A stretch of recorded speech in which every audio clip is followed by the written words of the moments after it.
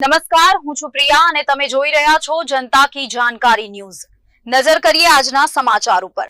Gir Somnath polio નાબૂદી તરફ સમાજ અગ્રણીઓએ 2 ટીપા પોલિયોના પહેલને બિરદાવી।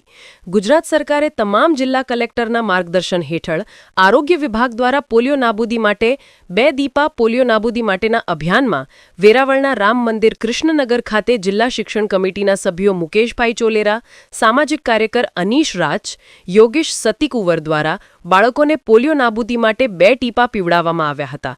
આ તકે આરોગ્ય વિભાગના નિયુક્ત થયેલ સુપરવાઇઝર હર્ષાબેન વાળાના માર્ગદર્શન હેઠળ બૂથ સભ્યો રિયાબેન મોહનભાઈ ખોરબા, રીનાબેન ડોલરિયા, ડિમ્પલબેન કાચા, ભાવનાબેન દેવળિયાએ સરકારના માર્ગદર્શન ઉપર હેઠળ પોતાના બૂથના તમામ વિસ્તારના બાળકોને પોલિયાના ટીપા પીવડાવી સરકારના આરોગ્ય વિભાગ દ્વારા પોલિયો નાબૂદી અભિયાનને વેગ આપવા અને ગીર સોમનાથને પોલિયો મુક્ત થવા સરકાર અને આરોગ્ય વિભાગના સંયુક્ત ઉપક્રમે રસીકરણના ટીપા પીવડાવી કોઈપણ બાળક પોલિયોગ્રસ્ત ન થાય તેની તકેદારી રાખી આવનારી પેઢીને સ્વસ્થ અને નિરોગી રાખવાની પહેલને બિરદાવી હતી।